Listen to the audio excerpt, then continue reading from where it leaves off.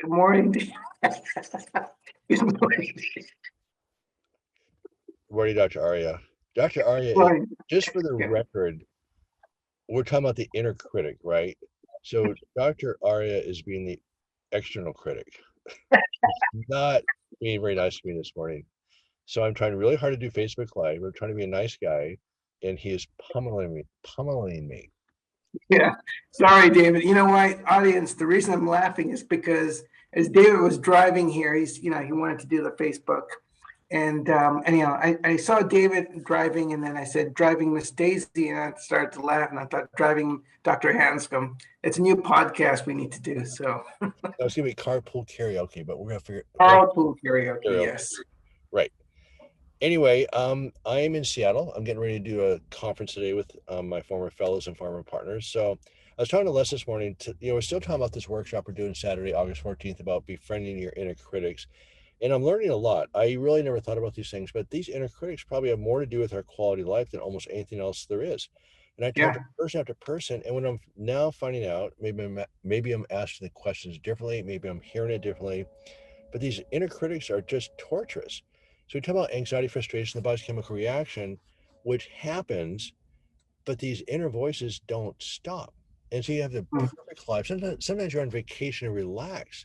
These Yeah. just get louder. So here in paradise, and the critics don't turn off these voices.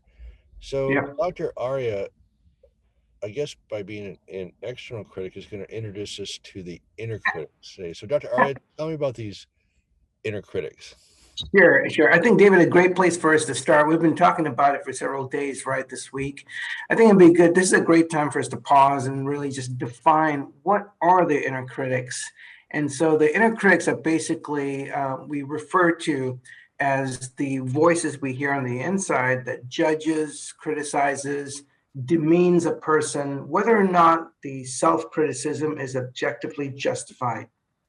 And a highly critical inner critic, pun intended, when that voice is very punishing, it can actually take a very strong toll on your emotional and well-being, including when you have chronic pain, because it tends to basically say everyone has abandoned you, your doctors don't know what to do, this is never going to get better, and it sometimes can even wake you up from dead sleep. And so we have been using this to teach people that when you can really recognize what that is going on, we want to really have you develop one awareness of what is being said.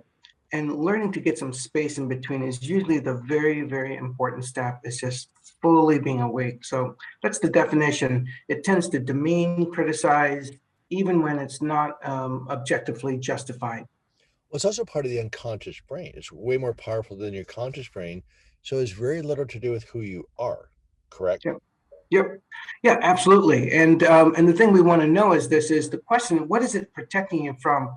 And from using an internal family systems framework, just using a form of framework here, is the inner critics are trying to protect you so you don't make the same mistakes when you were 5, 8, 10, 12, 20. It really comes alive. And so when you really recognize that it's like a dog that's barking because it senses danger so you don't get hurt, but in the reality is these inner critics, when we buy into their messages, when we're hypnotized, when put into a trance, because they're constantly speaking quietly, like you said, unconsciously, they kind of come up to the front of the brain, and then we tend to hear this. And how do you know the inner critic is speaking? Let me just give you some simple. You'll notice a mood shift and or tension in your body show up. So how do you know they're not right? I'm being silly, but Great serious. question. Well, I mean, No, that's a great no, question. I So, mean, I no, also no, I thought think that's a great question. I thought they were right. They're not right. I mean, they're just irrational, random. They're not really connected to the situation at all. And then you hear people that are incredibly successful, then they call it the imposter syndrome. I mean, that's one of the bigger examples, right? I Yeah. mean, critic, here you are, you're CEO of a major company and you feel like an imposter. So where did that come from? So let's kind of address that. A lot of my patients experience imposter syndrome, I have, and you have too, where I actually, when I start to feel anxious or I have a return of my pain because I've not been practicing something or I was hooked by the inner critics. What's really interesting is this, as I'm actually trying to deal with it, there's a part of my inner critic will show up, the imposter syndrome critic perhaps, shows up and says, so great. So David calls you this guru, and is this guru experience that how come you have tension in your body? How come you're feeling anxious? And basically says you suck. Right. And what I do is I usually giggle at it when I start to laugh at it and go like, yeah, thanks for your opinion. And I don't argue with it. The goal is you never want to argue with it. It's like trying to argue with the #1 person in Harvard from law school. They will eat you alive. Or like a teenager, they'll rip you alive. So you don't want to argue with the inner critic. What you want to do is basically say, hey, thanks.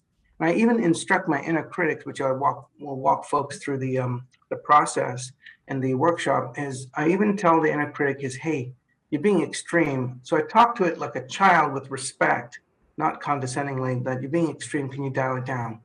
And it will start to listen to you, David, as we're doing a 2-part series, kind of a workshop.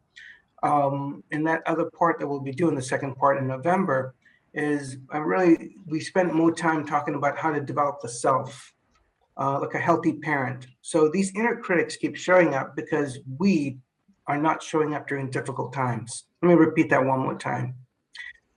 Whenever the inner critics go off, we tend to succumb to it, or we tend to acquiesce because we don't know how to deal with it. Right. Like a parent who does not know how to deal with a kid that's throwing a temper tantrum or being a bossy, like a teenager. What we want to show you, David, I want to show you is how to actually develop the sense of self, a sense of healthiness in you, like a healthy parent that shows up like, hey, wait a minute, thanks for your opinion. And right now that's not helpful. So there's a way to communicate with them that's been very successful and shown scientifically to be effective for your wellness and well-being. So again, it comes back to skill development. Well, and also today we introduced you to the inner critics, which I'm still learning a lot. And let me ask you a different question. Maybe this is correct, maybe it's not, but it's not like when we say befriending your inner critic means you get to know this. It's not even an entity, it's a neurological trick, but you are it's like you're not gonna befriend a bully. You get to know the bully's patterns, where they live, what they do, how to avoid it, right? I mean, Yeah. these critics are bullies, right? Yeah, David, let me share a personal story. So Sebastian, my oldest, is now 20. And so one of the things I wanted to share with the group here is this. And this is for anyone who's red hair is not any significance, but this kid was red hair and just one of those kids who you look at them like, oh, this kid's gonna be up to something no good. So this was in first grade where the kid was bullying. He was in third grade, picking on Sebastian. It was summer camp, and he would pick on Sebastian. And when I finally talked to Sebastian about how to stand up to the bully, to let the teacher know, but also to stand up to the bully. So that didn't work. He pushed Sebastian around some more. So I said, let me invite the bully over. And Sebastian nearly freaked out. And so I invited the bully over, and I found out that something was going on with him at home. So basically, there was a history to this, much like the inner critics. And when I got them together, they've become good friends and still remain friends still today. And he apologized emphatically. Wow. So this is the healthy parent, you showing up and learning how to deal and befriend the inner critic. In real life, the bullies like that have something bad happening because there's history. But to make this very concrete, our inner critic also has history like that they don't want to feel, they're trying to protect us in that sense.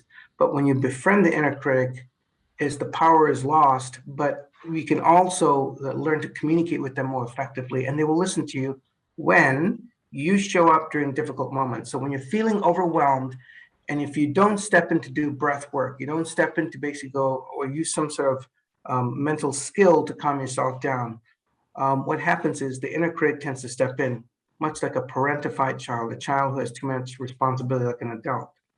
So this is why it's very key on a daily basis for us to do breath work, for us to do exercise, things that brings us in the present moment like a healthy parent. Got it. All right. Well, I'm going to try to have the last word after that. That's good. All right. We'll be back on Monday. And again, our workshop is August 14th. The link is on today's Facebook. And we'll see you then. So have a Yeah. great weekend. Have a great time. All right. Bye-bye, guys.